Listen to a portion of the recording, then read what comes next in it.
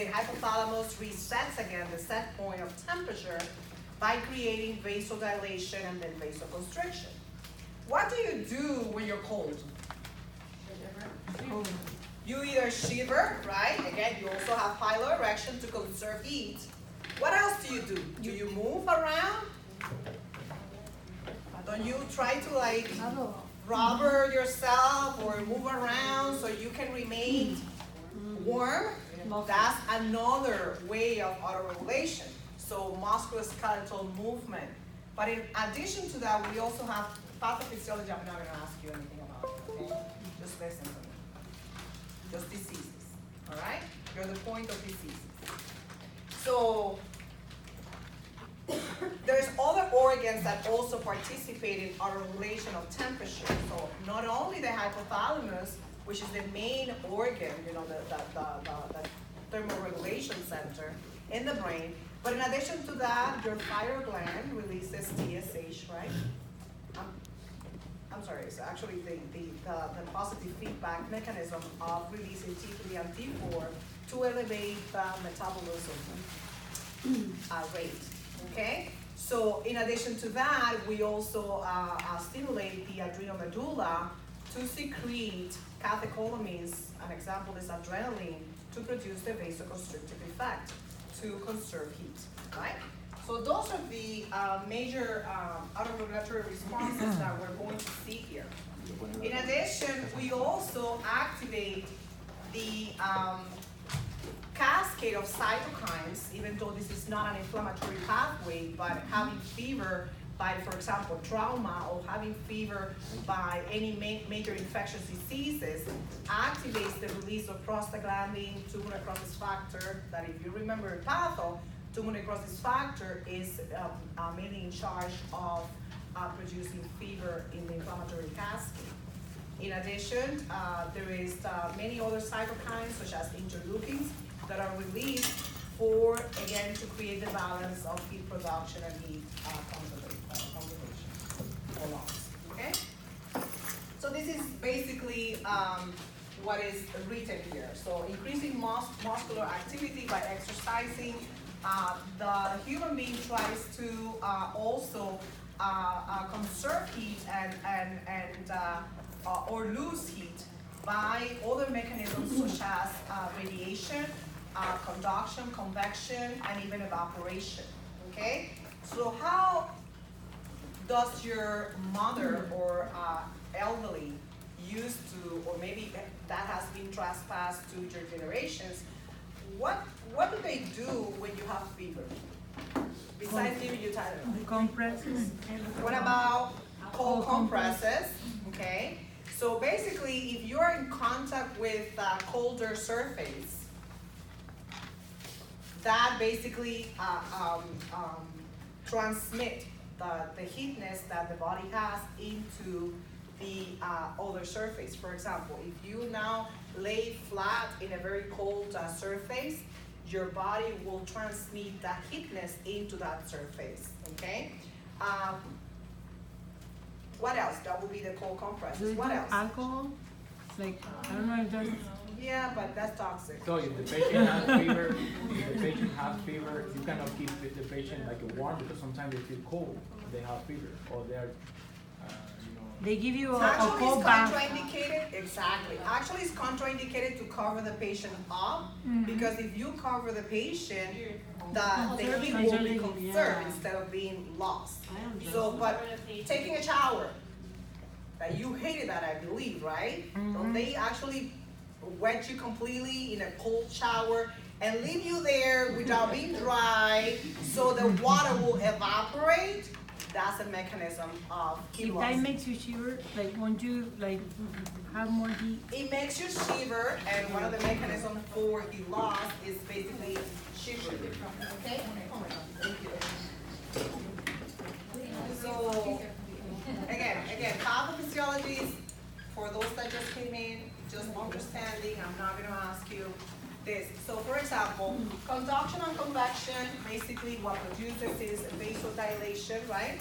And this is no more, as I explained to you, that basically you transfer the heat from your body core to a colder surface, okay? Like if you now take off your clothes and lay down on the floor, okay? Or if you now climb the mountain or a tree to be able to get either heat environment if you're hypothermic, or if you are with hypothermia and I don't know, it's snowing or something, you climb to a higher up level to be able to obtain that difference in temperature, okay? And as I said, evaporation, and one example is, for example, getting into the shower and not allow towels to dry you off, but you dry yourself with the air. Okay, it's basically a way of losing the heat. And another one, even though it's not listed, again, is radiation. When you're really cold, what do? When you look for the sun, so you can get heat. That's another way of doing a balance of heat loss and conservation. Okay? So the normal body temperature, because this is part of physiology, is 36.2 to 37.5, which in Fahrenheit you have them listed.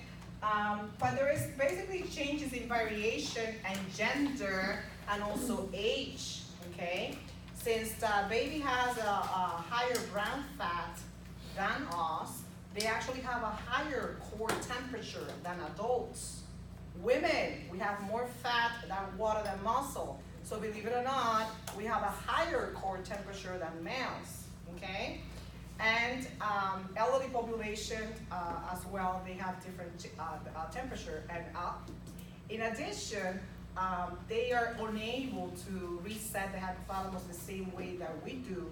And even though they should have a higher core temperature because they also have more fat, elderly patients cannot many times present to the hospital with fever.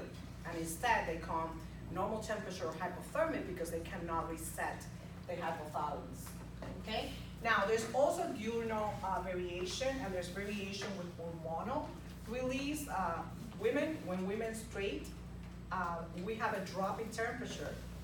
In comparison, when we ovulate, the 24 hours before ovulation, we have a quarter, like a 0.15 to 0.45 higher degree in temperature that is used as a method of knowing when we're ovulating.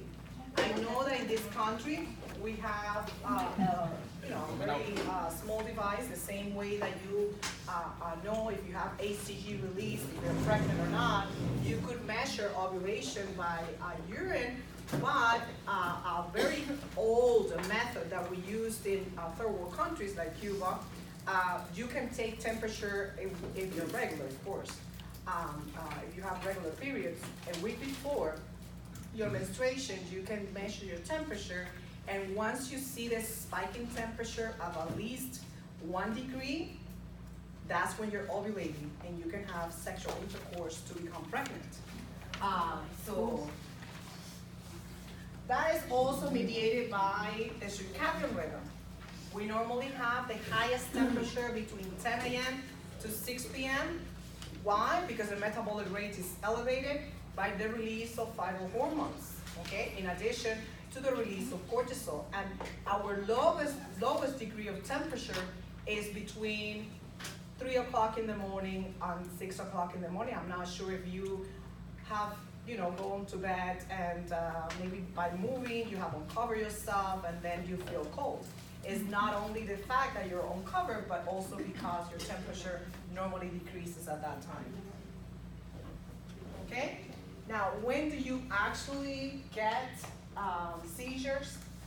Most commonly in infants or toddlers, when you get to the level of 41 degrees of temperature. And 43 is completely lethal. Okay, so we talked about that. So this is the entire explanation. As you can see, when we have changes in temperature, and as I say, fever or hypothermia, that is perceived by the receptors at the level of the skin and that is sent to the perinucleus optic in the hypothalamus. And as you can see, not only resets the set point of temperature to be able to adjust by the autoregulatory mechanisms, but in addition to that, as you can see, the thyroid gland is stimulated to release T3 and T4 to increase the metabolic rate. The adrenal medulla also releases adrenaline for vasoconstriction. And once the fever, so this is the constriction, and once the fever has succeeded, then you start sweating and vasodilation will occur. So that's the entire pathophysiology. Again, as I say, there are many, many enzymes and cytokines that are released. Even if the pathway is not related to the inflammation or infection, as you can see, that's also perceived by macrophages and monocytes, release of interleukins, tumor necrosis factor, as well as the cyclic AMP, which are in charge of resetting the set point for the hypothalamus. Okay? So all this is just FYI. All right? So again, the definition of fever is not 99.8 or low-grade fever. That doesn't exist even though we say it. Fever is when the temperature is greater than 37.8 or 100 Fahrenheit, okay? The most accurate way of measuring the fever, the highest, you have a 1 degree higher rectally, and you have 1 degree lower axillary. So if you can do it rectally, it's even better. The temperature can also be taken when the urine is basically expelled through the urethra. That's an indirect way of measuring the temperature. So that's why sometimes we put a probe in the Foley catheter. So this is basically what I just went over. So I'm not gonna talk about it anymore. This you need to know, classifications of fever.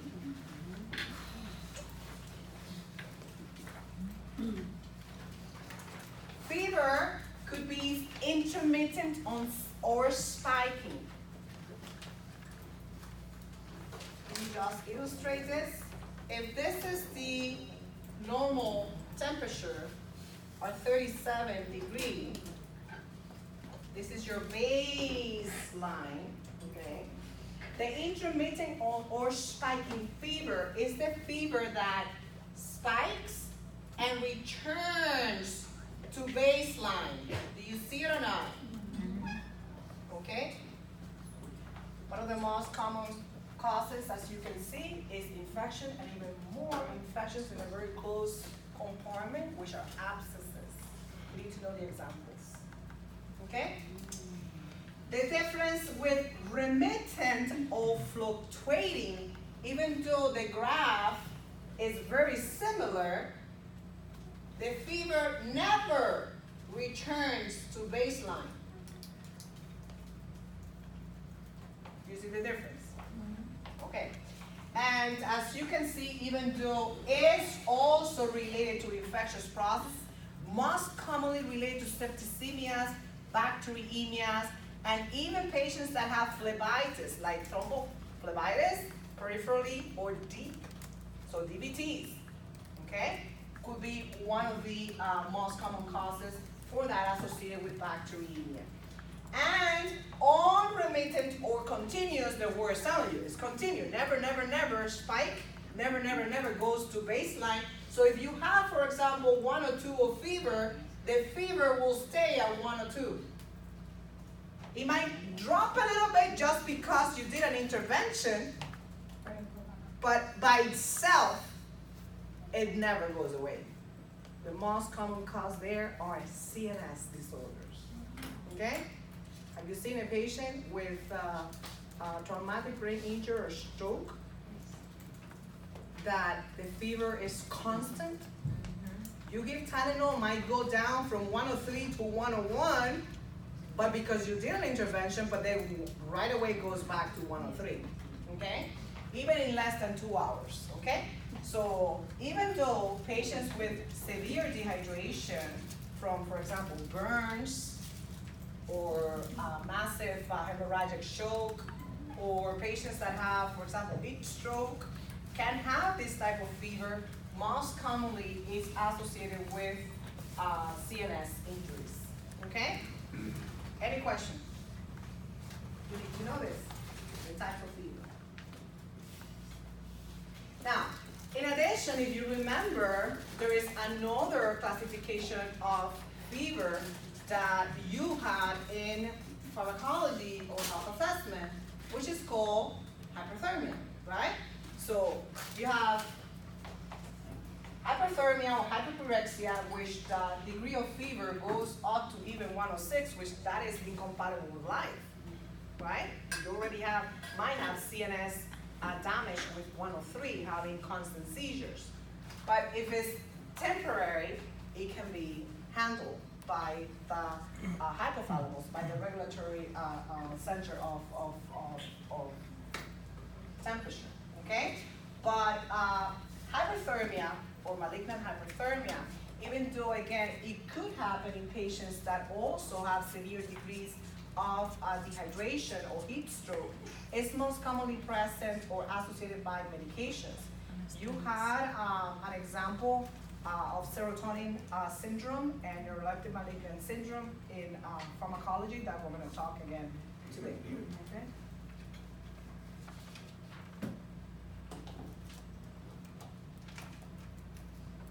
So we talked about how infants or pediatric patients have different changes in temperature, and what else can induce fever? Even though infectious causes can produce fever, inflammatory causes such as trauma can produce fever, and when I say trauma again, motor vehicle accident or any injury to the body such as burns, that's a major insult. But in addition to that, autoimmune conditions. So all the autoimmune conditions that even the 10 students that were with Dr. Morton they cover rheumatology. I'm going to go over again this semester for all of you, for those that want to stay. Autoimmune conditions such as rheumatic fever, sarcoidosis, lupus, etc. can also produce fever. Cancer can produce fever. Drugs can produce fever, not only rashes, but also temperature changes. And one of the medications that can produce fever is when you have an anti-inflammatory non-steroidal, such as NSAIDs, ibuprofen, aspirin, Aleve, etc. I always tell you the story, I don't know who's Cuban here, but I was an intern when I was in middle school and high school, and if you wanted to escape from being an intern at least one day to rest at home, you can put aspirin under your armpit and it will produce fever. Okay? So that's one technique. No? All the time. The other day. But you would see how many medications can induce fever and not only rash releases. We already discussed dermatology. There are many, many techniques that we use to be able to go on. For example, sulfas, medications for anti-seizure medications. So you will see the entire list of medications that can also produce fever. So we talked about trauma as well. This is just general, okay? And also, patients that have any type of immunosuppression disorder, such as cancers, as I mentioned, and that can include leukemias, lymphomas, multiple myelomas, or any type of cancer, can also induce fever by the alteration of the interleukins and all that, okay? So now I'm gonna go over in general, okay, of the causes of fever, and they will concentrate in the illnesses that we have not covered. So as you can see, it could be infectious processes, right? Viruses produce actually a higher fever than bacterial infections, okay? But of course, they're self-limited. We're gonna talk today also of fever of a non-origin, that even though it's in your slide, it's in your PowerPoint, the classification of fever of a non-origin means that it's a diagnostic of exclusion, okay? This is a patient that, if it's an outpatient, it comes to your office more than 3 times, and even though you have done an extensive workup, you do not diagnose the disease process. You have no idea what is the cause of fever for this patient. The patient remains with fever, okay? In addition to that, if the patient is hospitalized and it's been a week in the hospital, and again, you do an extensive workup for fever and you even cover the patient with antibiotic because the most common cause of fever is infectious processes, you still cannot find that cause. That means that you do blood cultures that are negative, you do a chest x-ray and it's negative, you do scans that are negative, you do a urinalysis and it's negative, you do an entire workup and everything's negative, okay? In addition to that, if the patient is 3 weeks, and again, you continue searching for the cause, and the patient continues to have fever, either outpatient or inpatient, and unable to find the cause again, this is a classification of fever of a non-origin, the word is telling you, all right? So basically, what I'm trying to tell you is that fever of a non-origin is no more than a patient that continues to have fever, either spiking, intermittent, or continuous, and you're unable to find the cause, okay?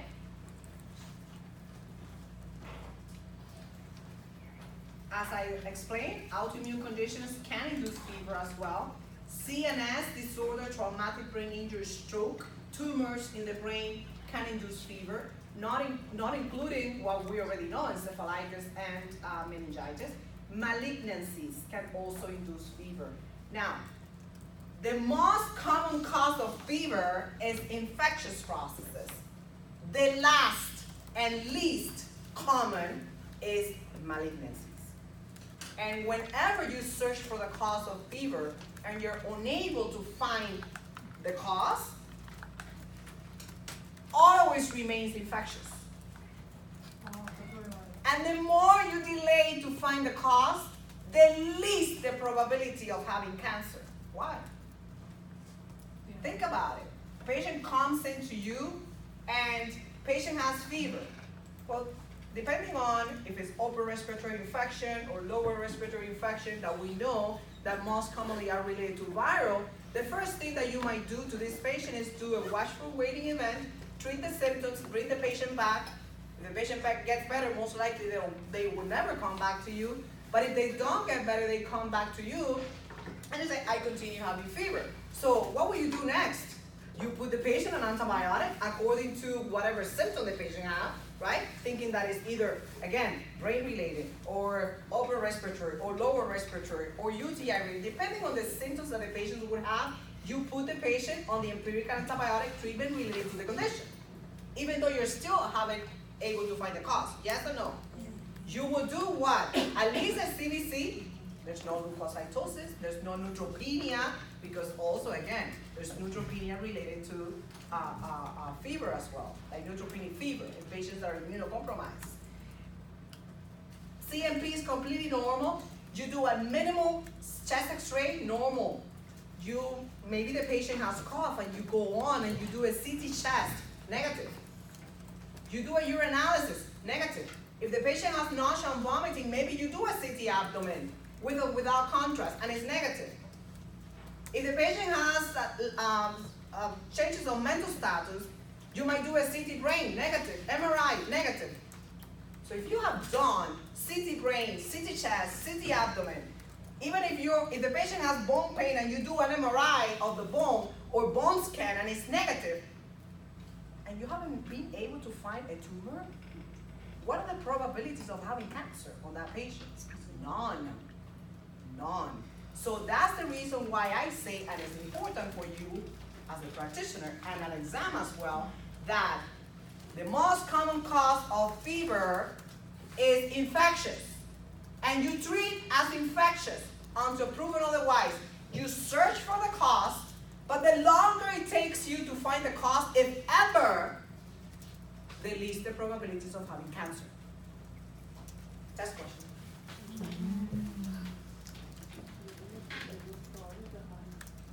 GI disorders. What GI disorders can give you fever? What about C. diff? C. diff is the cause of fever. Okay, vasculitis, DVTs are a cause of fever. So when you have a patient in the hospital that is properly treated with antibiotics according to the condition, and you have completely normal blood cultures, and the patient clinically is getting better for the condition that you're treating, but the patients continue to have fever and it has passed 48 hours, think about DVTs. Even more if the patient is not prophylactically treated for DVT. Okay? If the patient has diarrhea, even if it doesn't smell like C. diff, you could culture it because C. diff is also a cause of fever. Okay? What about ulcerative colitis and Crohn's disease? Those are immunological conditions, right? Autoimmune disorders of the GI tract. So those can also give you fever. So bacteremias, pneumonias, right? This is again general. UTIs, skin infections, and GI disorders. So if I am now thinking about those, what are you going to do for bacteremia? Blood cultures, right? What are you going to do for pneumonia? Minimal chest X-ray. UTI, urinalysis at urine culture. Skin infections, look for the skin. Do an entire health assessment of the skin to see if you're able to find any rash, any abscess, any port of entry for bacteremia itself. And GI conditions, we have mentioned some of those. For example, the patient now comes with left lower quadrant pain, right? Nausea and vomiting. What would you think? Diverticulitis in a patient that is more than 50 years of age, right? But again, fever of unknown origin, even though based on the symptoms you're thinking about it, you're unable to find the cause. So what about bacterial conditions associated with the heart? What about endocarditis? So patients having fever, and you think about the major criteria of endocarditis, right? Which again, you're gonna do the blood cultures, but they remain negative. And if they have a new murmur, and if you do an echocardiogram and you see the oscillating mass or the vegetation, right? You look at the hands to see if you have ulcerar nodes, which are the painful nodules, or the Janeway lesions, the splinter hemorrhages in the finger, right? Leukocytosis. So those are associated manifestations for endocarditis. Musculoskeletal. We went through septic arthritis, right? You look at the joints to see if there's any redness, any swelling. And if it's so, then you do again, even though we don't do it in the hospital, arthrocentesis, and you already know how to treat. What about catheters? What about patients in the hospitals, again, that have been 72 hours already with a catheter? And they have a central line or an A line.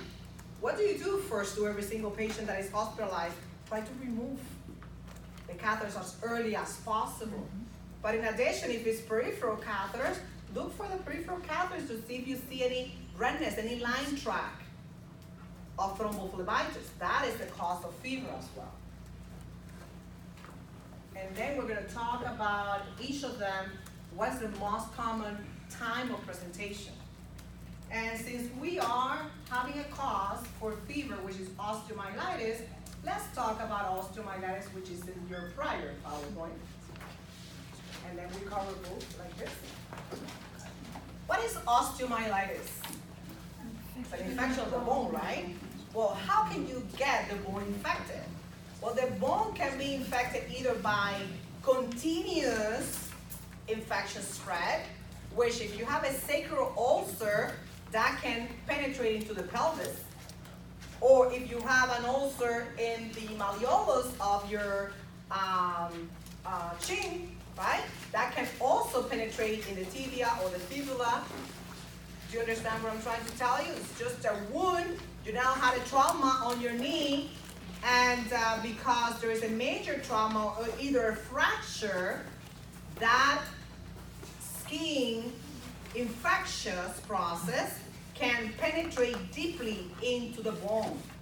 Or if you had a surgery, patient had a motor vehicle accident, or patient fell and fractured the femur or the pelvis, and you did a surgical procedure on the bone itself, and had an infection processes associated with it, like a complication. So that would be by contiguous penetration, okay? A close contact with an infected wound. In addition to that, so you have the contiguous infection. I give you examples. What about hematogenous? If you have a patient, for example, that is an IV drug abuser, the infectious process will penetrate through the IV axis, right? Or through the actual injection, and will spread out through the entire system, of course, harboring more in the bone. What about if you have central lines or dialysis catheter, or if a patient has, for example, Foley, okay, that produces UTI, septicemia, bacteremia, then osteomyelitis, and of course it's going to be very close to the area where the bladder is, which is the pelvis.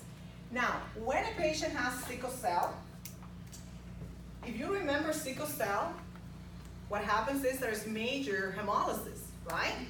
Now, if a patient has a hemolysis and those erythrocytes are lysing, they're co-infected, then the patient's, or for example, patient has pneumonia, and you can have by contiguous infection, infection on the vertebra or the ribs, but if this is a patient that is having sickle cell, the actual lysis of the erythrocyte itself will spread the infectious process. So that is one example, okay? By the most common, by far, the most common pathogen that produces osteomyelitis, listen to this, is, is Staphylococcus aureus, mostly when it's contiguous, okay? Where is the Staphylococcus aureus? Is it in your skin? And if you have a sacral wound, an open wound in the skin, even through a surgical procedure, don't you do an incision on the skin? So the most common pathogen that penetrates is the Staphylococcus aureus, even though strep can also produce it. Now, the most common, even though also Staph aureus is present, the most common pathogen present in patients that are IV drug abusers is Pseudomonas. And the most common pathogen, again, even though Staph aureus also could be present in patients that have sickle cell, are Salmonella. Okay? So you have to have that in mind to be able to cover those patients. Now, what are the signs and symptoms of osteomyelitis? Fever, bone pain. Sometimes, depending which bone is affected, because for example, when you have hematogenous spread, one of the most common bones that are affected, besides the long bones, is the vertebra. So what about back pain? Okay, patients. We had a patient last week in the hospital that came in with intractable back pain and loss of weight, because there's a major catabolic state in these patients that have severe infection processes, and we thought that, we're cold because they had also nodules in the lung, and we thought it was metastatic, and when they did a biopsy, actually it was an abscess in the vertebra. Now, what do you do first? First, initial, to diagnose osteomyelitis. Not the most standard, not the most diagnostic test. What do you do first? Besides, of course, having a CBC, a CMP, a SERRAE, a CRP, MRI, X-ray, initial X-ray. Even though it's not the gold standard diagnostic evaluation for osteomyelitis, and an X-ray, you can see a lot of changes that are present in the bone, such as you can see a soft tissue swelling. You can see destruction of the cortex of that bone. If it happens at the level of the vertebra, it's in your slide. If it happens at the level of the vertebra, what about shortening of the vertebral disc? Right? Because there's a collapse of the vertebra. Okay? But if, which we always do it anyway, it's in clinical practice. But if these signs are not reliable, you might think about septic arthritis and you're unsure. The gold standard evaluation for osteomyelitis is an MRI. What else can you do?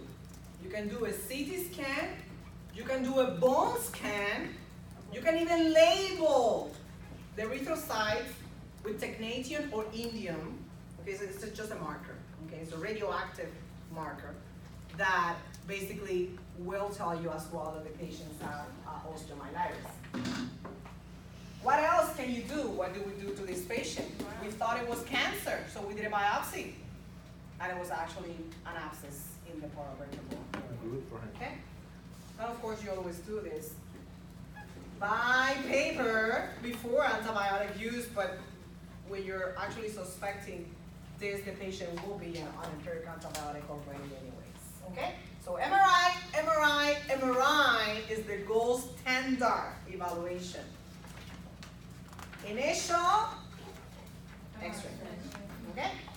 So this is what I just mentioned. For example, even though in prosthetic devices you have to think about Pseudomonas, IV drug abusers, the most common pathogen is Pseudomonas. So even though I'm telling you that you have to cover for Staph aureus, which second generation cephalosporin will be enough, but what about Pseudomonas in patients that have IV drug abuse? How do you cover Pseudomonas? Would it be second generation cephalosporin enough? You have to go third or fourth, right? And if you choose a penicillin, even though oxacillin is enough for osteomyelitis, for patients that have Pseudomonas, it's not enough. You either have to choose what? Anseth, Unicin, or Sozin. Do you understand? Okay. And again, if you're suspecting a patient that has MRSA, because remember, Staphylococci aureus could be sensitive to penicillin A or resistance, right? So if you're thinking about MRSA on populations that we already have gone through, what else do you do? Manco. Here is a normal bone, and look at the destruction. For you're unsure if this is rheumatoid arthritis or if this is septic arthritis, MRI. This is just a comparison. For example, if you're thinking in septic arthritis, okay, what will you have? Like joint that is swelling, that also could happen in osteomyelitis as well. You can have fever, right? And redness of the joint, the same way you can have it in osteomyelitis. Now, the presence of bacteria in septic arthritis, as you can see, the most common is Staphylococci aureus, even though remains the same in osteomyelitis. If you're thinking about sickle cell salmonella, if you're thinking about prosthetic devices, bone surgery, from fractures, etc., IV drug abusers, Pseudomonas. How do you best diagnose, which I want to remark that, septic arthritis? Joint aspiration, you had it on your test. Versus MRI, which is the gold standard evaluation for patients that have osteomyelitis. Again, you're suspecting osteomyelitis besides your laboratory evaluation that we mentioned. You do initial chest x-ray, gold standard MRI. What else can you do? CT scan of the actual joint. But if you do an MRI, there's no need to do CT scan, right? What else can you do? Bone scan, okay? With or without technetium, 99. And as we already discussed, you do an arthrocentesis, and If the patient is reluctant or resistant to the treatment that you're giving, suspect osteomyelitis, and again, MRI. You're suspecting osteomyelitis, initial, again, you can do an x-ray, gold standard evaluation, MRI. If you have an abscess, trying to drain it, unless, the spine is compromised. And, of course, antibiotic treatment. Here you have the guideline for the treatment of osteomyelitis. And as I say, the most common pathogen is Staphylococcus aureus. And if it's sensitive, if it's sensitive and you're choosing a penicillin and the patient is not allergic to penicillin, as you can see, ampicillin is enough. Cefuroxime is enough. Second generation cephalosporin, okay? Now, if it's multiple, as the methicillin resistance is MRSA, right? We already discussed that you can add vancomycin to this patient, but never the second generation cephalosporins or the aminopenicillins. Why? Because it's going to be resistant. So what would you give to Vanco, for example, instead? You could give Clinda and Vanco, right? Another pathogen that is also common because it's coming from the skin is streptococci. So, again. So for the MRSA, you do Vanco or clindamycin? Right, no both, okay? So what about for patients that have, Pseudomonas in IV drug abusers? Remember, aminopenicillins are not enough. Second generation cephalosporins are not enough. So you have to go a higher step up, right? So if you choose cephalosporins, third generation, right, which is rocephin, ceftriaxone, or maxipine, cefepime, which is fourth generation. And if you choose penicillins, it cannot be nafcillin or oxacillin. It has to be either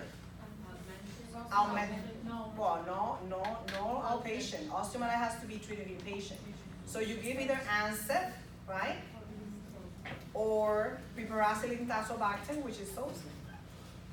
Do you understand? It's the same thing that we treated necrotizing fasciitis or Fournier, etc. Okay? So only when you're suspecting MRSA is when you give vancomycin to this patient. So that's a summary of all this major table. So this is a patient that has a 2-day history of high degree fever and chills. I don't feel well. I may have the flu. Some painful bumps on my fingers and toes that came in on last night. No medical dental procedure. Oh, well, actually, yes, the tooth was removed 2 weeks ago, but he does not recall receiving any antibiotic prior to the procedure. This is just a patient that has endocarditis. And I'm not going to go over endocarditis, you already had it. Okay? So changing to the PowerPoint that we were already at. We talked about meningitis, so I don't have to discuss. We talked about encephalitis, even though it's not bacterial, it's viral. Another cause is basically spinal abscesses, which could be related to surgical conditions or patients, again, that are immunocompromised, patients that had prior spine surgery, or by hematogenous spread of osteomyelitis. Hepatitis can induce fever. Patients with HIV can also have fever, they're immunocompromised. And many viral conditions such as cytomegalovirus, Epstein-Barr virus, etc. Okay? So we talked about this. Fungal infections, mostly not Taenia capitis or candidas, but funginias. Okay? So patients that have a widespread colonization of fungi, because again, they're immunocompromised, they can actually have fever. So histoplasmosis, aspergillus, etc. So now a disease process that we have to concentrate. malaria. Even though malaria is not common in this country, we have to discuss because we have travelers going to either South Africa or Central or South America that can have a mosquito bite and come back and spread the disease by human to human, being in contact with mosquito bites, okay? So what happens is that this is a Palladium species, okay? Even though it's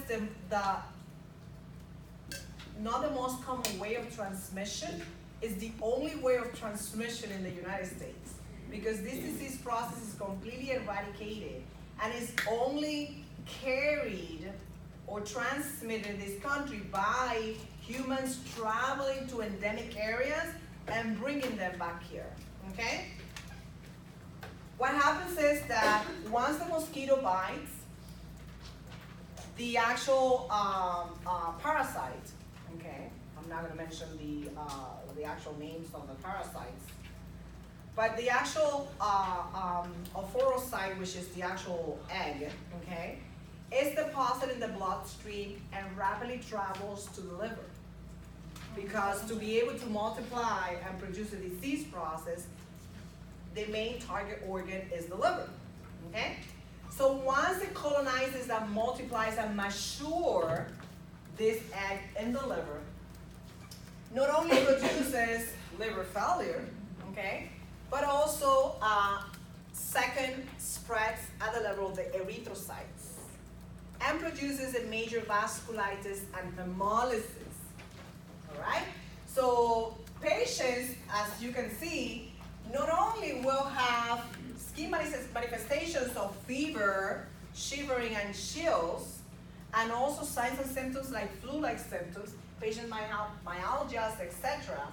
But they will also show, which is not reflected here, show signs and symptoms of liver failure, such as initial stages will be no more than LFTs elevated, and patients can have jaundice. Jaundice from hepatic failure and jaundice from hemolytic anemia. So there's a massive hemolysis of erythrocytes, and that's another way of not only transmitting, like widespreading the disease, but also having jaundice, okay? So patients again have fever, fatigue, muscle pain, bone pain, but in addition to that, they have, again, liver dysfunction. Another organ that is compromised just because of the major autoimmune response is the lung. Patients can have ARDS associated with malaria. But malaria at the end stages also attacks the CNS, producing encephalitis and meningitis. So again, the major target organ is the liver, producing hepatic failure, and then the second organ that is affected is the hematopoietic system, right? The red blood cells, producing a major hemolytic anemia. Then, when your erythrocytes, if you recall back in hematology, when your erythrocytes are hemolyzing, the body or the bone marrow perceive this as, I don't have enough red blood cells, right? So what happens after that? They try to stimulate through the kidneys to release the erythropoietin to stimulate the bone. That's one factor, so erythropoietin release to be able to produce more red blood cells, which again are immature. What else happens? Bone marrow again perceive that I don't have enough. Let me activate the secondary lymph organs, which the liver is already affected by the actual parasite, so let me activate the spleen, and the patients would have splenomegaly. But in addition to that, the splenomegaly will be present because since there's a massive hemolysis, what's the function of the spleen? Getting rid of the malfunctioning red blood cells, okay?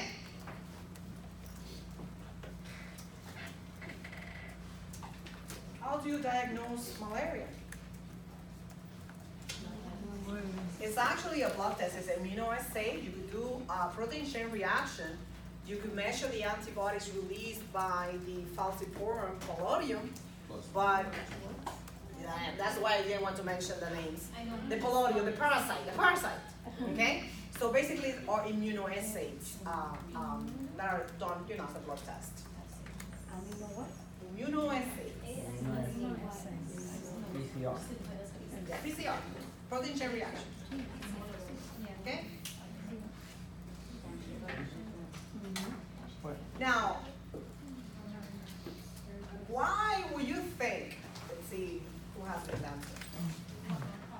If the parasite has to multiply, not only in the liver, the hepatocytes, but has to multiply in the second phase to be able to mature in the nuclei of the erythrocytes, why patients with sickle cell disease will be immune to malaria? Because they don't have the same shape of the shape. So patients with sickle cell, even if the mosquito bites, and even if they have the first initial stage of the disease, the oocytes won't mature.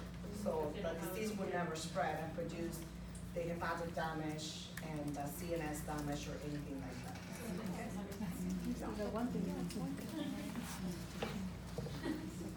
Even though I'm not gonna ask you treatment, because again, this is a disease process that is reported to the CDC and you will be guided for treatment.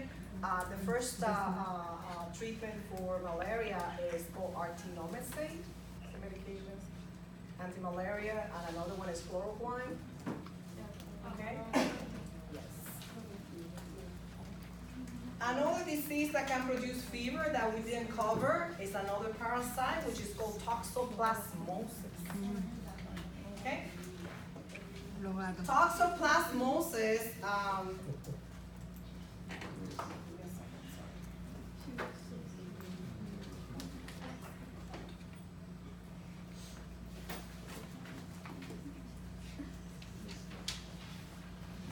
toxoplasmosis is actually produced by a parasite which is called Toxoplasma gondii, okay?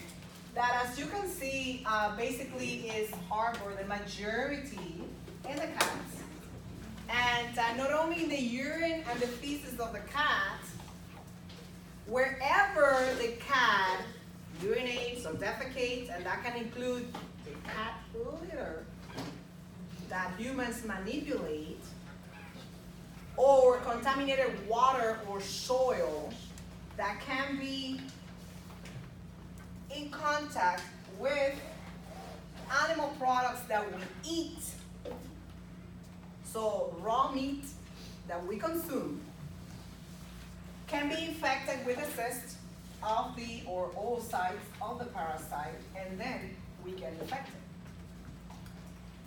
The signs and symptoms of toxoplasmosis, again, the same as Q fever and scarlet fever and Rocky Mountain fever that you would see, is from asymptomatic, because you can carry the disease and be just a carrier, and the first manifestation, a most common manifestation in women, could be frequent abortions. Not abortion, miscarriage, I'm sorry.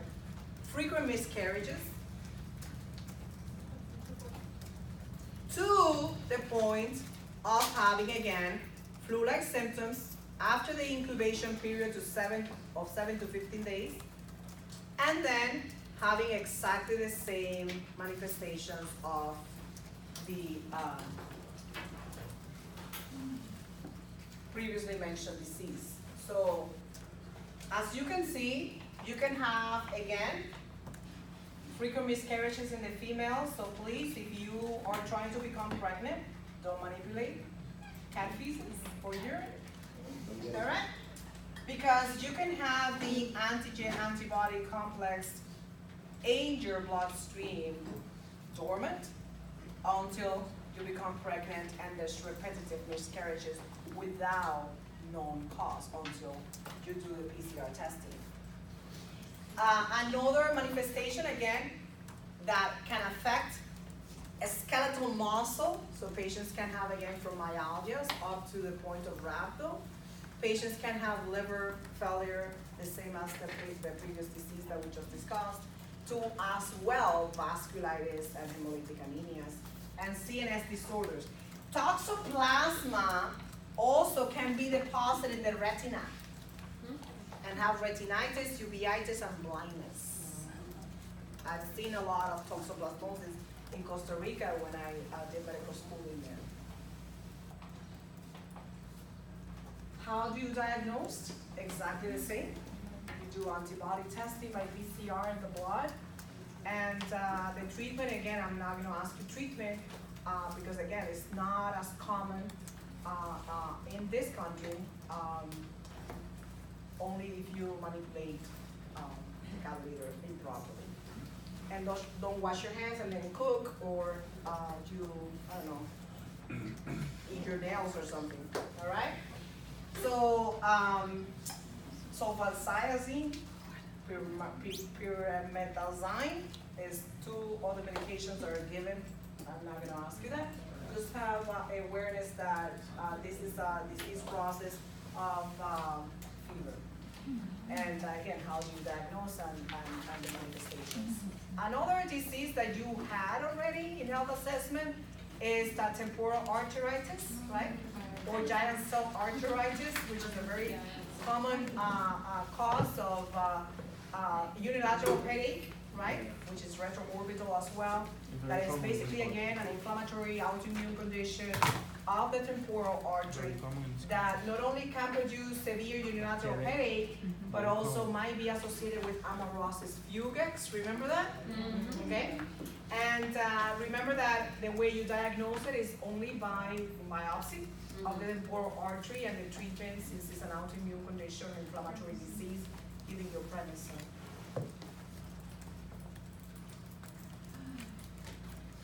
The majority you have gone through. It's just that you don't remember. The autoimmune and vascular conditions, again, I told you guys that this is a group of diseases that I'm pending, except for Crohn's disease and ulcerative colitis. I am going to discuss with you this semester, at least with the students that were with me last semester, all the rheumatological conditions. So I'm not going to test you now until I go over it. CNS disorder, as I said, from head trauma to brain tumors, right? Strokes, any encephalitis or meningitis can produce fever. Now, we have gone to general. Now again, let me tell you what is fever of unknown origin. Fever that is, again, it doesn't have to be necessarily 100.9, but a fever which is classified as any other fever more than 100, right?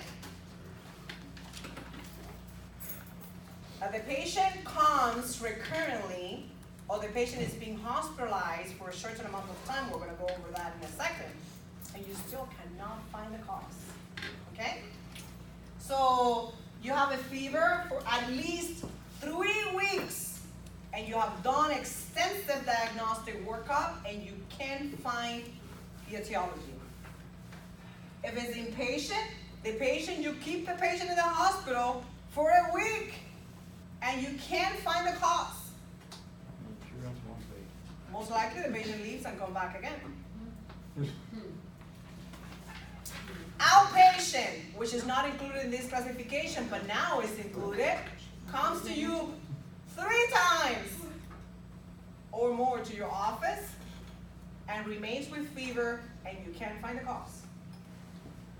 Remember, if you find the cause, it's not fever of unknown origin.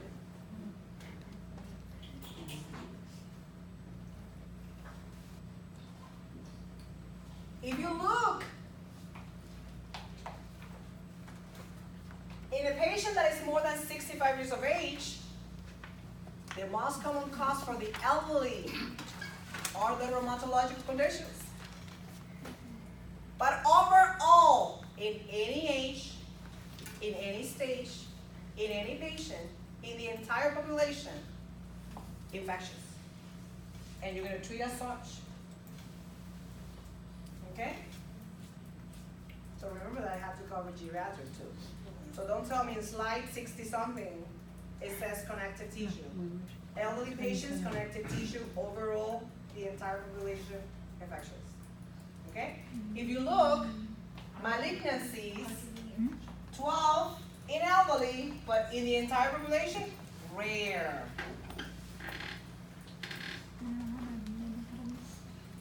Others are miscellaneous, and that could include drug-induced fever.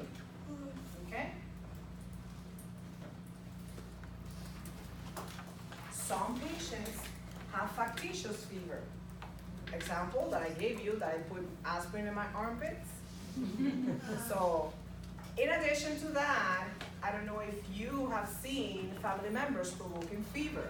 Not only the patient can induce fever themselves, but family members can also induce fever. Okay, there are many cases that have been reported that in pediatric patients, the mother have induced fever to the child by inoculating feces or soil into their urethra or bloodstream. Yes. Why? Yes. For what? Of course. For what? There's actually a movie about that. Okay? And again, drug-related fever, which is also included in the miscellaneous. Very important that you ask your patient, sick contacts.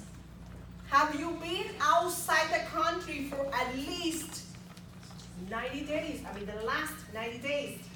For the prior 90 days before having fever. What have you done? Okay?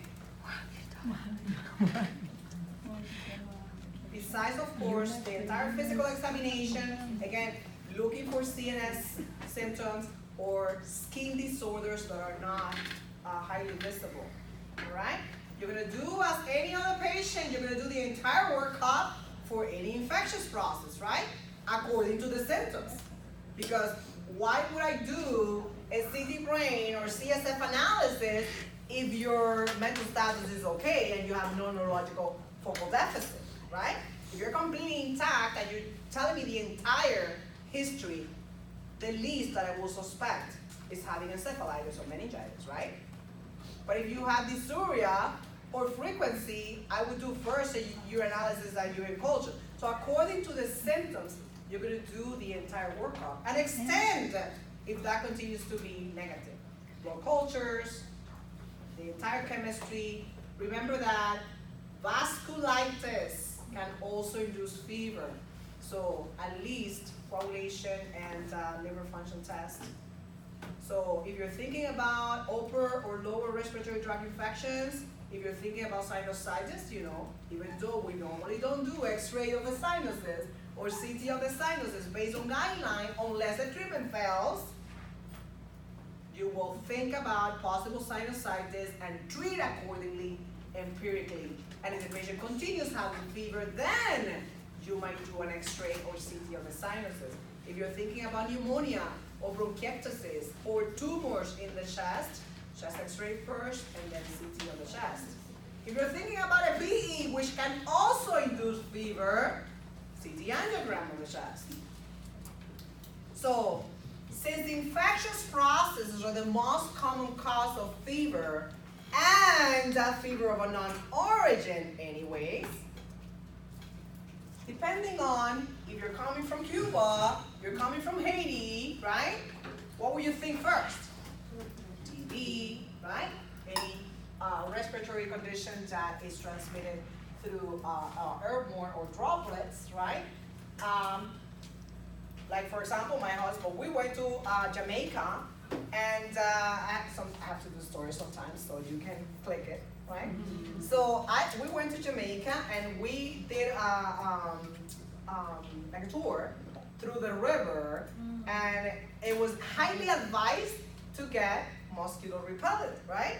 And I put it on my son, I put it on my stepson, and I call him a stepson, but it's not my husband's son, it's his nephew that we raised together.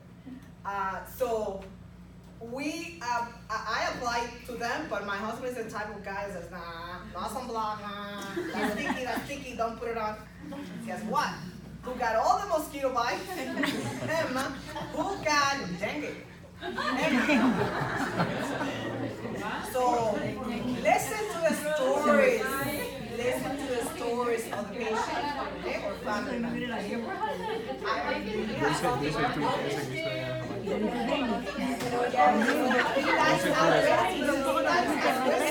me dijeron que va a revelar.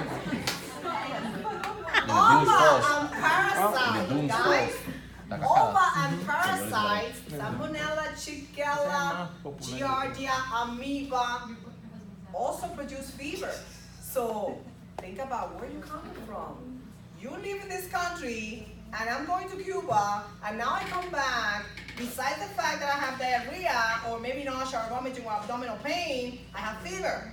What would you think first? No, not dengue.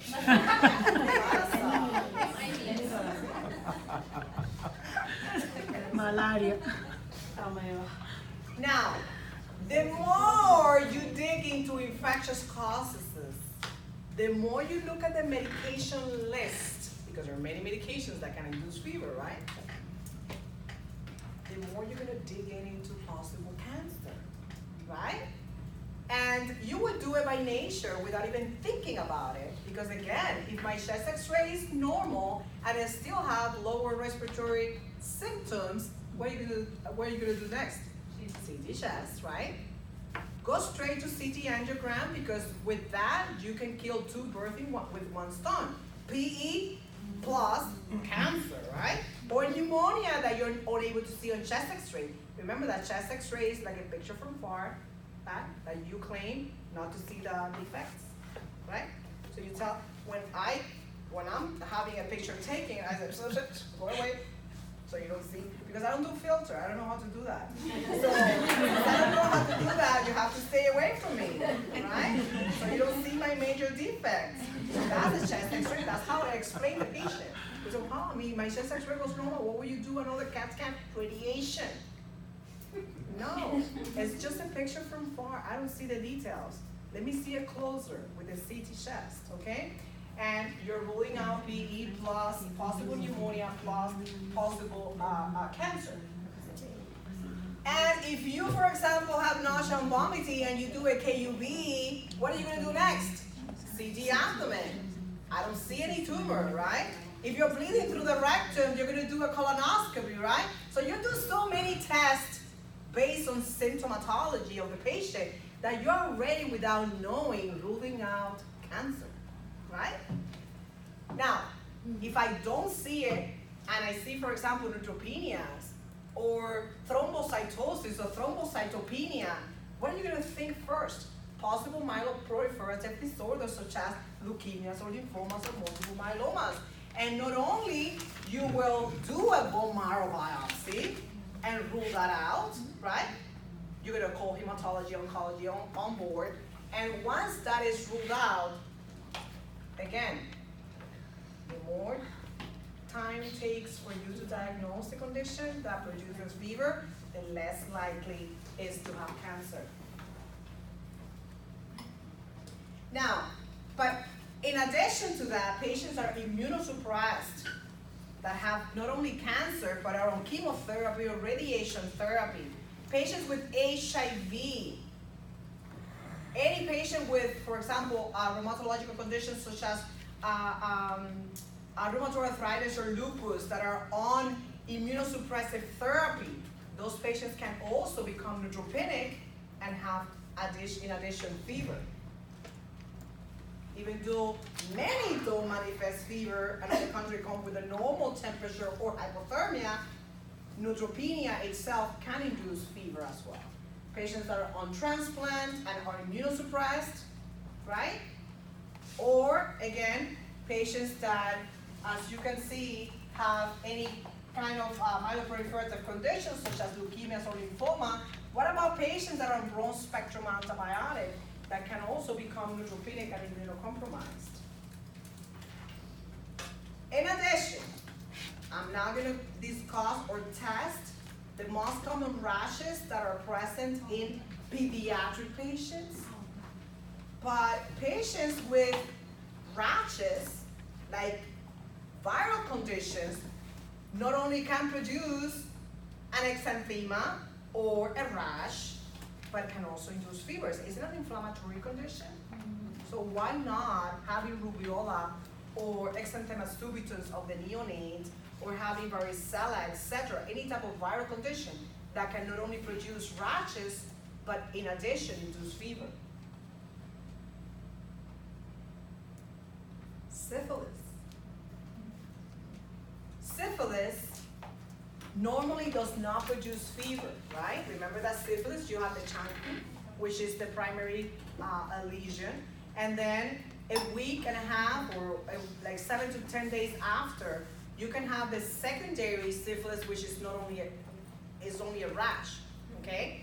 But when you give the patient penicillin, there's a massive destruction of spirochetes that only happens when penicillin is given to syphilis, that induces fever. So patients can have a major rash on top of the secondary rash of syphilis that sometimes to the patient or the practitioner is mistaken as an allergic reaction to penicillin, and it's only the amount of spirochetes that are getting destroyed that produces a hemolytic reaction and fever. And that condition is called, let me tell you, give me a second. I know, it's a very difficult name. RH, it's here. It's a very difficult name. When it comes out, I'll tell you, this is the process, okay? So again, I am not gonna test you this, but just have in mind that many viral conditions that produces rash in the pediatric population can also induce fever, okay?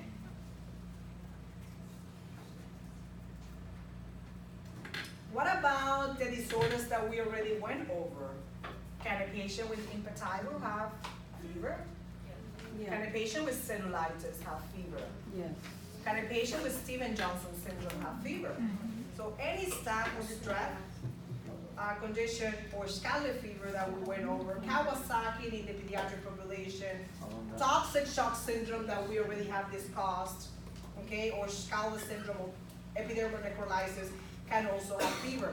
From disseminated herpes, herpes zoster can also induce fever, okay, and of course CNS conditions. Now, let's talk about another disease that you need to know, even though we kind of have discussed about it. Rocky Mountain, actually there's a group of rickettsia that can induce fever. And one of those is Rocky Mountain spot fever, Q fever, and Lyme disease, okay? So basically again, it's a gram-negative bacteria that, as I said, basically what happens is that there is a tick bite. Most of the time, the patients go to in the Rocky Mountain, most likely in the areas of the Rocky Mountain, but you can go hiking and camping at any time. And there's major two types of ticks. Ticks that are present in wood, they're wood-eating ticks. Ticks that are present in deer, okay? And also, for example, in dogs, right? Even though it's not the most common. Dogs, barking dogs.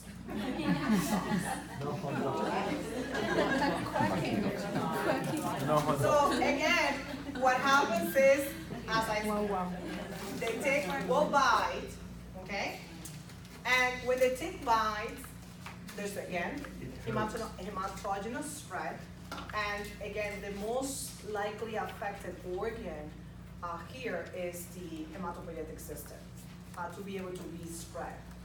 Produces a major inflammatory condition that at the beginning produces a local inflammatory process, which could be from a blister to, as you can see in Lyme disease, the target lesion, okay? That after the incubation period that the patient might have either the rash or the flu-like symptoms, then spreads to other organs. And that's when it could be fatal, or patients can have deteriorating complications. Because the patients can have, again, carditis, myocarditis, they can have joint disease and polyarthralgias. Oh, it's the same criteria? The same as Lyme. Actually, it's very, very similar, okay? Patients can have, again, CNS disorders and liver failure. So this is what we have to prevent. You know, patients having liver failure, nephritis, pneumonitis, carditis, and even encephalitis, okay? Sometimes when the patients have encephalitis, in Lyme disease, Rocky Mountain spot fever, or Q fever, which again are disease process from rickettsia, patients can have ACE-ADH, okay? Because there's a massive release of antidiuretic hormone that the patients become hyponatremic and have even more CNS manifestations.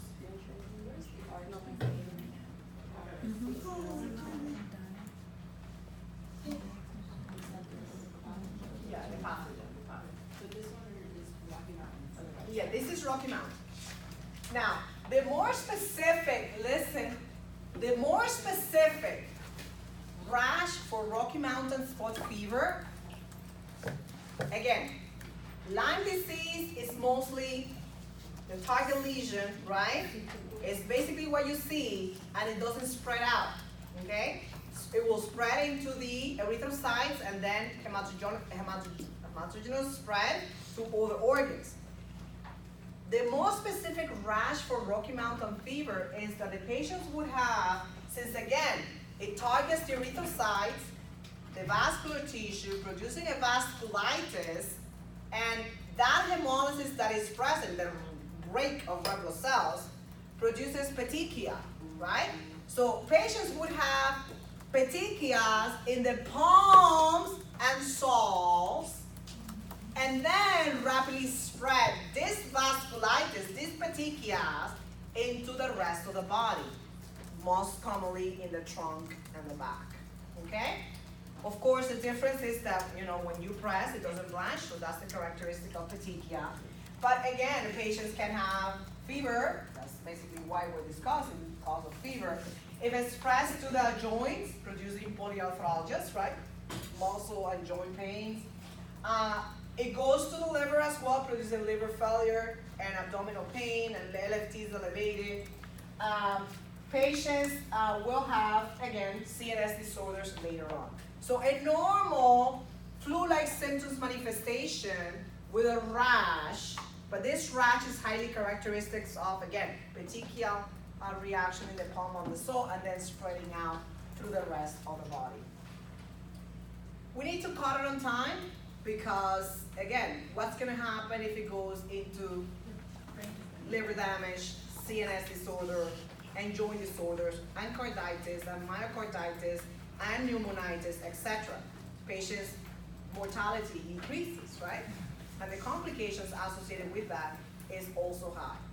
Now, even though we can do ELISA tests, you know, PCR, and immunoassay, meaning measuring the antibody in plasma, the most reliable diagnostic evaluation is to do a biopsy of any of those petechias.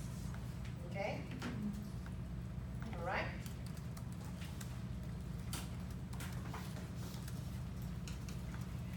Number one treatment for rickettsia of any kind is doxycycline.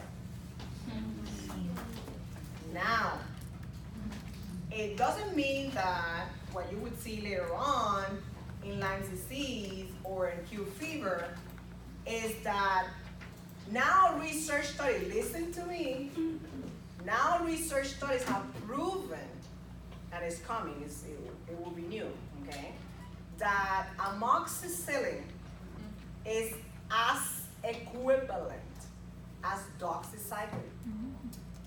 The reason why we give doxycycline as first line, not as alternative, like it is in one slide, is because it can cover other atypical bacteria that could be present with rickettsia as well, okay? Now, another research study was done with macrolide antibiotics, erythromycin, etc. And the cure, the success of the treatment, it will not be in comparison with doxy or amoxicillin. So if you see later on, by the time you graduate, which is next semester, I will let you know if the guideline changes, or in board examination, which I believe is too soon to be tested as such, because normally they wait 2 years to test on new guidelines. Depending on the review that you're gonna get, you might see that amoxicillin and doxycycline are equivalent for the treatment of any rickettsia, and I say Rocky Mountain spot fever, Lyme disease, or flu fever, okay? But for your exam, here with me, doxy, first line, okay? This is, as you can see, another type of rickettsia, same manifestation, same way of portal entry. Even though the tick can bite the human, okay? Q fever can also be inoculated into the human being by being in contact with the fluids of the animals that harbor the tick, like deer, sheep, cows, and actually eating the raw meat of those animals as well. So the Q fever, not necessarily you have to be bitten by a tick, but also when you eat raw meat, because I was thinking about something, that's why I said skin. Now, how else can you get Q fever, or Lyme disease, or tularemia, which I'm not gonna talk because it's rare, only my husband had it. No, it's true. What I'm telling you is true. It's not for the fun of, okay? I would like to meet your husband. Up to the point that he's like a very anxious person. That has irritable bowel syndrome. It's like he can't stop. He's like, it's electric.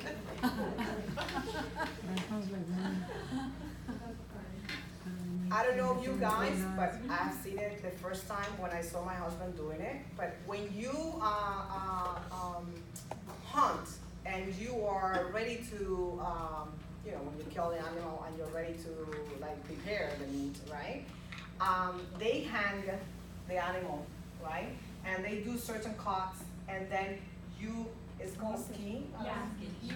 You remove the skin. So when you remove the skin, sometimes the parasite, the rickettsia, it's actually, we don't know if it's a zoonosis or a bacteria or parasites, it's in between. When you take off the skin of the animal, the parasite is also present, not only in the ticks, but it's present in the skin. And that parasite can become aerosolized in the air, and the patient can breathe it, okay? And that's how, even though I saw the tick on my husband's belly button, the only symptom that he had was a pleurisy, okay? And I saw it after the fact, okay?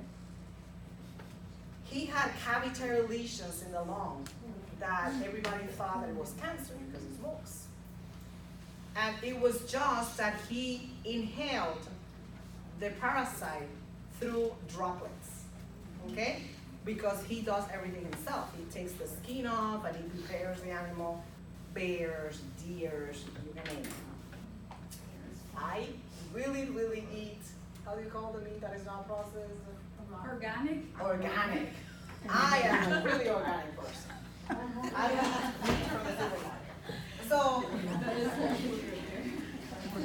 that's why I mentioned that, because it's another way of transmission, airborne or by droplets, okay? But the symptoms are exactly the same. You can get it from drinking non-pasteurized milk that we used to drink a lot in Cuba. I used to live in a farm in From Cuba, La so. Vaca. All right? When And You the know, treatment is maybe exactly When the you same. boil, you take away that, right? Like, they say what, yes, No, it has to be in laboratory process and pasteurized. It's not the same. Okay? So, Rodriguez. again. Yes, again, Rocky Mountain fever, Q fever, Lyme disease, and tularemia is a rickettsia type of disease, bacteria. Okay? So even though, depending on your immune system, I'm not saying that he's immunocompromised, but how often you become and how your immune system can handle this, we have a cabin in North Carolina. It's not the same as you maybe going once in your lifetime to hunt, right? So he bought the cabin to dedicate himself like more than 5 times a year to go there and hunt. So he's highly exposed, so he's immune, and he keeps doing it, doesn't matter. He's highly exposed to that, and his immune system is, unable sometimes can handle that. So sometimes it's basically self-limited up to the point that depending on your immune system, it can become hematogen spread and produce a major vasculitis and all the associated complications that we discussed. The diagnostic test is exactly the same, and the treatment is doxy exactly the same. Okay? Lyme disease, as you can see, again, is another disease process that you go to hiking, biking, camping, and many times you are unaware that you had an insect bite or tick bite in this case, right? And first of all, again, has an incubation period the same way, which is really early. You have, flu-like symptoms.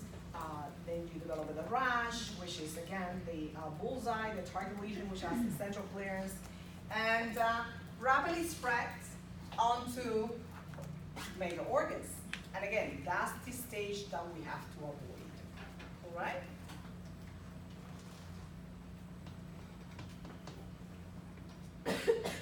So basically, again, how do you diagnose? Exactly the same. You do a ELISA test, immunoassay, and if the results are equivocal, you could do the actual cultures. And but most of the time, based on the signs and symptoms and the patient being exposed to endemic areas, you suspect and treat accordingly, even though you're going to do the serology test. I need you to notice. So the stage 1, no, the stage 1 is early localized, which hopefully you're able to see the target lesion, right?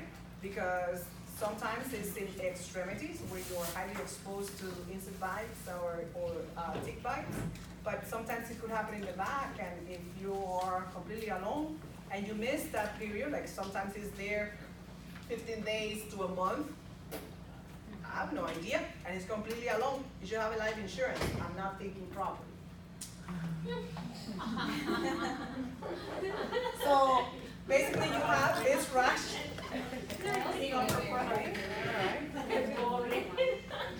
Patients develop the rash, and then more or less at the same time you're unable to discern, because the patients start having myalgias and flu-like symptoms, and then starts to hematogenic spread.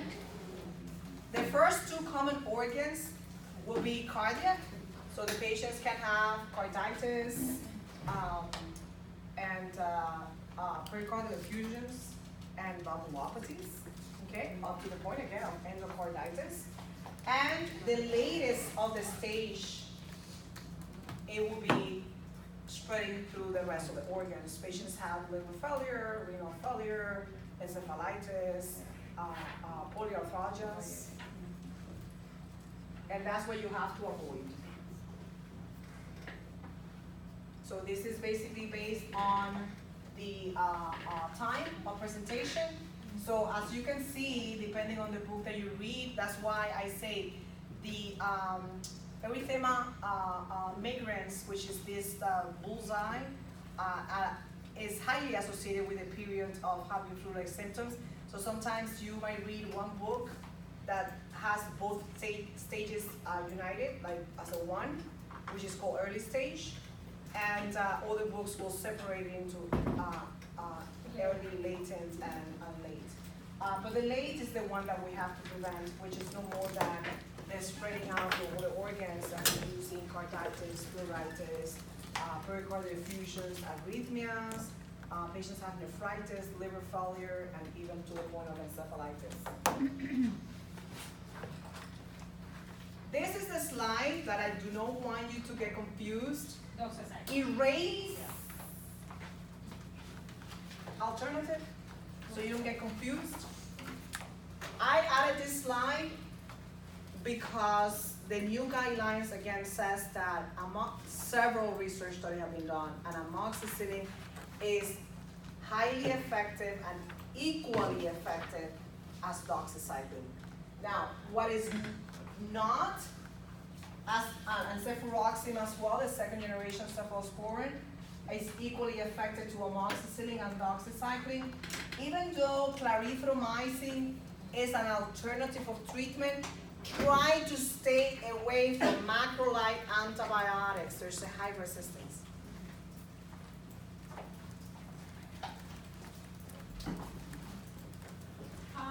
What about Rocephin? You could do Rocephin, but it's not necessary. It's not necessary. It's not necessary. No. Just making sure, you know. But still Pero we probably won't be interested in that. Okay. We have in Kendall Regional an infectious disease doctor. Going back to my husband first. An infectious disease doctor that. You should write a book, like a medical book on your husband. Listen, and he's gonna kill me. Have you heard that people that have everything, they survive? Yeah. And they kill the healthy? I have told him seriously that he has gone through every specialist in Miami, every. With 44 years of age, he's younger than Did me. you go with him to the doctor's appointment? Of course. Okay. He has had CT of the brain. But you don't feel like ashamed, like. He has had CT of the brain. Listen, CT of the brain. CT of the spine. Because his back pain is a landscaper, right? He has had CT of the chest with this condition. Echo, cardiac cath, because he has had arrhythmias, AFib, okay? With irritable bowel syndrome that we had no idea what he had, colonoscopy, CT abdomen, you name it, everything. Like, I don't know the specialist that he hasn't gone to. You'd rather have it with So, insurance. in fact, of course, through the university. Hi, the doctor. He meets it, like right away. Life insurance. So, thank God to the excellent infectious disease doctor that we have in Kendall, that when they told me he has lung cancer, I'm like, no, can't be. I know he smokes, but no. I mean, he looks great. He loves exercising, so he's like.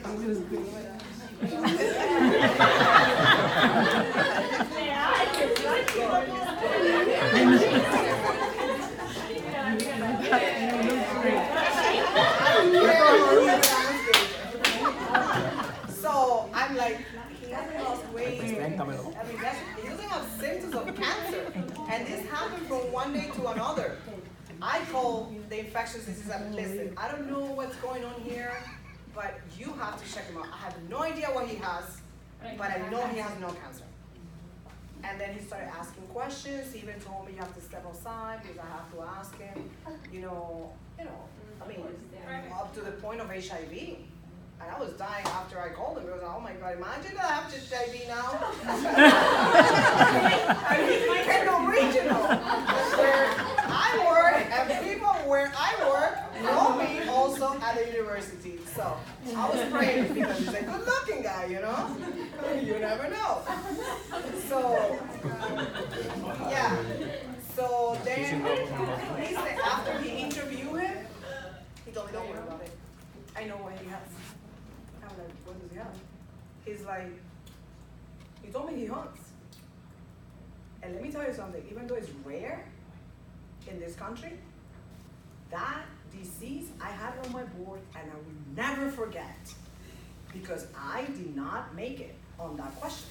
So I went home and I reviewed it, and after that, I will never forget tularemia. He has tularemia, and I'll prove it to you. He took off all the medications that he was on. He was scheduled for biopsy of the lung, he didn't even do it. He said, he has tularemia, I'm gonna give him doxycycline, and you will let me know. He finished the cycle of doxycycline, he didn't leave the hospital, just in case, you know, for lung biopsy. And after 5 days, we repeated the CAT scan, clean. And he tested positive for at least a PCR for antibodies for tularemia tularensis. And then negative after that. So it's excellent. So again, let's talk about fever of unknown origin. Again, look how many exams, more or less at the end, where you're investigating and investigating and investigating, and you still can't find the source. How much is it?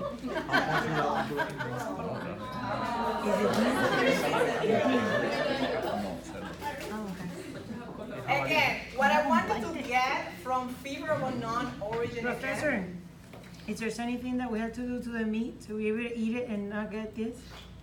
Because Jose had like 15 pounds.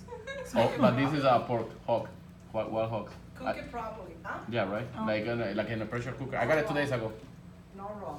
Huh? No, you can give it to me. Nothing wrong, nothing wrong. Cook it well. Exactly, but if you cook it well in the pressure cooker, it should be fine, Oh, right? yes, yes, yes. Ah, okay, okay. Okay, I was getting scared already. And of course, as a typical Cuban, he wore the mask maybe a week or two after when we went hunting again, and not anymore. What? And he was doing great. See my son again. And now he's smoking again. So, what I wanted to get as a message from fever of unknown origin, again, is that you're going to do the investigation as any other infectious process, right? What else are you going to do for a panel for rheumatological conditions? Minimal ANA on RA, right? And depending if they're positive, you proceed to the antibodies that we're gonna go over this semester, right? What else? What about LFTs to see if it's coming from the liver, right? What about chest x-ray to see if it's coming from the lung? What about blood cultures? What about urine culture? So at least search for the most common disease process that we already covered to be able to rule out disease process that produce fever of unknown origin. Like if, for example, patient comes with unilateral headache, think about temporal arteritis, right? Mostly if it's the middle-aged female, and if it's present, then you treat accordingly. But again, if you find the cause, this is not fever of unknown origin. It's a regular disease process that produces fever. So if the patient comes with pleuritic chest pain, you have to do a CT angiogram, right? Otherwise, do a CT plane and then VQ, right? Rule out PE and see pulmonary conditions that can produce fever as well. Otherwise, for example, if you see a tumor, do a biopsy, do an echocardiogram to see if the patient has pericardial effusion or any type of pericarditis. You could do an EKG. We already have gone through that. So pericarditis can also induce fever. If you're thinking about lymphoproliferative disorders, do, depending on the CBC, of course, right? If you have a normal CBC, you wouldn't proceed to a bone marrow biopsy unless you have neutropenias or thrombocytopenias or thrombophilias, right? So in other words, the more you delay diagnosis, the least likely to have cancer. And what is the most common cause after you have done everything and even excluded infectious disease? Still infectious. And you treat it as such. Does it make any sense? It makes, and it's weird that you say that, they're saying it's. Might be an infectious process that is occult, that you haven't been able to diagnose. I mean, if it's viral, you would never know where it's infectious. Because if you have osteomyelitis, you would see the actual bone destruction or the edema surrounding. The patients would have fever, but most likely that will spread into an abscess and produce bacteremia. That's clear cut. But there are many, many infectious causes that only produces fever and never a rash and never the actual typical manifestations, you know? I mean, not all of us manifest the diseases the same way, all right? So again, the more you delay diagnosis, the most probability of having maybe an occult abscess that you haven't been able to see, okay? Maybe it's actually drug-induced fever. Please review the medication list and eliminate it if it's possible, all right? If the patient, for example, is in aggressive immunosuppressive therapy, that patient is not gonna manifest the infectious process the same way as us, right? So that might be the reason why you're not seeing the etiology, but still you have to treat it with antibiotic because the most common cause is that one. All right? For example, lengthy stays in the hospital, most likely nosocomial infections that you're unable to diagnose, right? Or ICU stay. So, or maybe the patient is multi-drug resistant organism and they're not manifesting not only the disease process the same way, but the antibiotic empiric that we have based on guidelines are not treating the condition properly, right? And they're basically masking it, and that might be the reason why you're unable to diagnose the etiology properly. Does it make sense? So that's one of the reasons why continue to pursue and change the treatment, but still antibiotic because infectious process is the most common cause. That doesn't mean that you're gonna stop and investigate others. You're gonna investigate to see if the probability of drug-induced. You're gonna investigate to see if there's a probability of autoimmune conditions, right? You're gonna investigate to see if there's a probability of cancer that you can find. But honestly, if you can't find it in 1 week after you have done everything in the hospital, you're not gonna have cancer. Less likely. Okay? And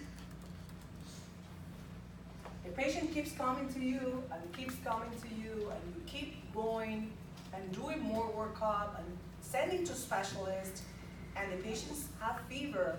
Is either faking it, factitious, right? Or benign. The more you investigate, the least likely to have cancer, the more probability to be benign. That's the question for your test. Now, quickly, because the rest is highly repetitive. Causes of fever according to days. All right? That is coming to your test as well. What happens after you have surgery? It's a major insult to the endothelium, right? You know, the inflammatory cascade gets activated, right? Patients can have fever. Yes or no? Yes. All right, so this could be completely normal. Now, according to the timing, you can have, I don't want you to know it like this, but just listen to me.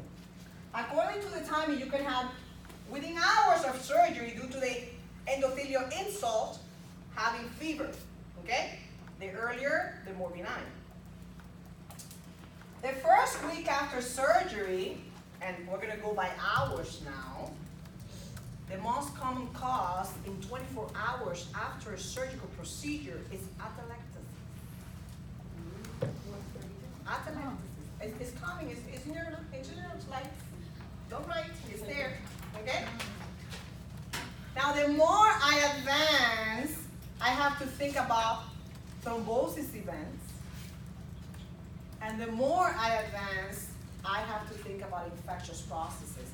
Infection after a surgery is never a probability unless more than 3 days have passed. Okay? The earlier, the more behind. So look at the causes in general that we're going to talk about today. From atelectasis to venous thrombosis to infectious processes. Okay? Day 1. First 24 to 48 hours post-surgery, which is called immediate fever. The most common cause is atelectasis. And this pneumonitis is not pneumonia. This pneumonitis is no more than an inflammatory process at the level of the alveoli or the parenchyma of the lung by you having the chest or your lungs on a surgical table. By the anesthesia, avoiding those lungs to expand properly and the alveoli collapsing. And if they do collapse in a patient that have chronic bronchitis or COPD, of course you're going to have more inflammatory process. Do you understand? So I want you to erase from your mind right now that pneumonitis and think about that the first and most common cause of fever after surgery in the first 24 to 48 hours is atelectasis. So what are you going to do to the patient? Coughing, deep breathing, sepsis spirometry. I'm not going to read this, okay?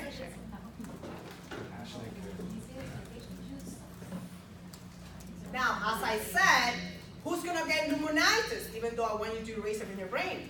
The patients have comorbidities that after those alveoli close, you harbor secretions in it. But us that are less than 65 years of age, even if we do smoke, the most common cause is atelectasis. Okay? And the entire explanation, you know, like why do you get atelectasis, etc., which I said, you are in the surgical table, anesthesia is unable to provide a proper expansion of the lung, alveoli close, collapse, and that produces fever. Okay? Now, what are you going to do? You can do a chest X-ray, but it's going to prove to you that the most common cause here is atelectasis. Never think about infection unless the patient already came incubating an infectious process before the surgery and it wasn't caught. Okay? So, I know you haven't gone through imaging, but you have the atelectasis process right here in the lateral view. Okay? And bradycardia. First 24 hours, 48 hours. So if we separate it so you don't get confused, let's do it this way. In the first 24 hours, atelectasis. 48 to 72 hours is not immediate fever, it's called acute fever. Thrombosis. So if you have a patient that has had surgery and 48 to 72 hours after surgery, now the patients develop fever, DVTs, PEs, thrombophlebitis of the IVs, right? No infections of the IV side, thrombophlebitis, inflammatory process, a clot in the vein, or pulmonary embolism. Think about thrombotic events. So do a venous Doppler. do a CT angio, okay? Look at the IV peripheral sites. And you treat, of course, accordingly. Now, even though, guys, here says IV catheter sepsis, it's not infectious. I'm talking about clotting. That you're able to see the redness, the tracking, the erythema of the arm, but the patient doesn't have bacteremia or septicemia or anything like that. Okay? Any question? Going fast. Now, of course, all these can lead you, if you have a DVT, if you have a PE, that can lead you to a complication of having pulmonary infarction, right? The patients can have all the lymphatic drainage. Patients, if they have thrombophlebitis, they can go up to the point of, yes, sepsis, and up to the point of septic shock, but this is uncommon. Okay? So for example, if I am running Leal through the area, or any type of caustic substance through the vein, right? Or if it's a very, very thin vein and I have a large bore catheter, that's highly induced for thrombophlebitis and then sepsis. Okay? So basically what you have to do is, this is telling you what you have to do.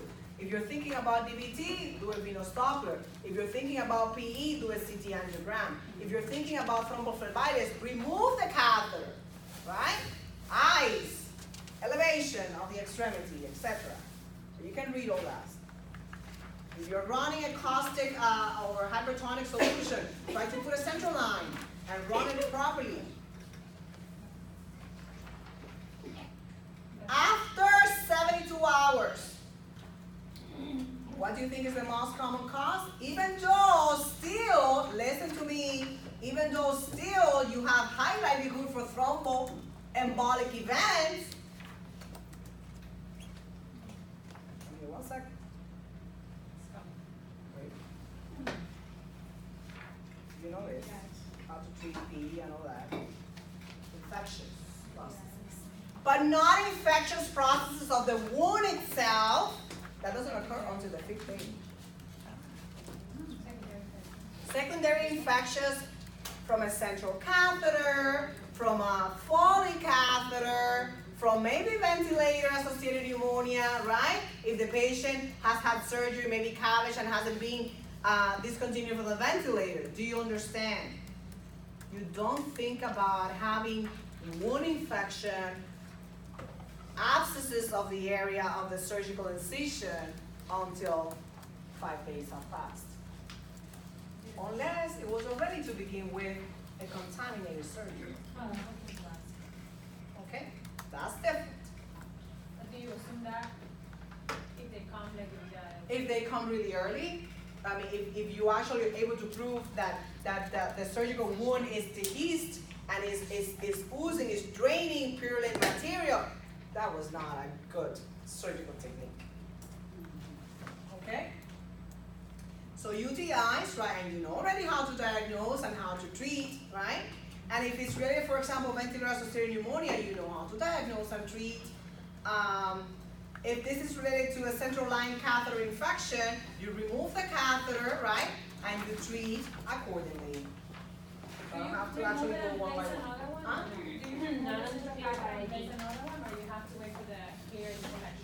You have to be clear. Yeah. For example, the patient has a pacemaker, right, implanted. The device itself could be infected, and you would not put a pacer until it's cleared by infectious disease. If the patient needs to be paced, you have to do either intravenous pacer or life vest or the pads. Okay? Any question? So we can stop at 4. We have to teach another class. So basically, I'm not reading this because it's depending on which type of infectious process is occurring, how you're going to diagnose and treat. I don't have to teach you again how to treat UTIs, right? For example, as I said, it could be pneumonia, right? or ventilator-associated pneumonia, or any other infectious cause except the wound infection itself, again, unless this was a non-proper aseptic technique. As you can see, 5 to 8 days after the surgery was done is when you think about surgical infection. Infection of the surgical site. And you're gonna be asked like that. Okay? So, if it's, for example, an orthopedic surgery, what do you think they're gonna do? Bring the patient into the OR, revise, debrief, put a drainage, right? And wound care, and antibiotic therapy.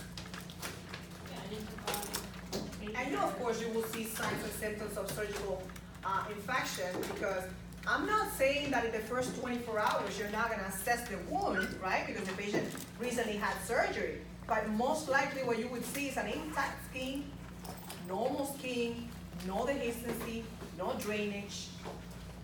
So you're gonna think about infections of the wound early on in the stages? No. Unless you see clear evidence. Okay? We went through, well, let's leave it here.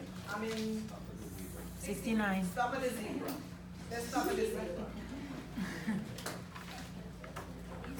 Any question? Or you did really well in the test. Thank you, though. Very good. Do you want to tell them about Professional Day that they can attend Lambda Yes, Chi? tell them. So if you haven't done your Professional Day for this course, Lambda Chi is going to have their business meeting on the 12th of November, which is a Tuesday. From 4 to 6, you get one CEU, you get lunch, dinner, a light dinner, and then you get the credit for your Professional Day for this course. So if you want to sign up, Where is that? after class, on November 11th, 11th or 12th, whichever Tuesday, 12th, November 12th. So if you want to go for that, just let me know so I can have the things ready to submit it. Perfect. Thank you. Ya, put it in on my calendar. 46. ¿Cuándo es? 46.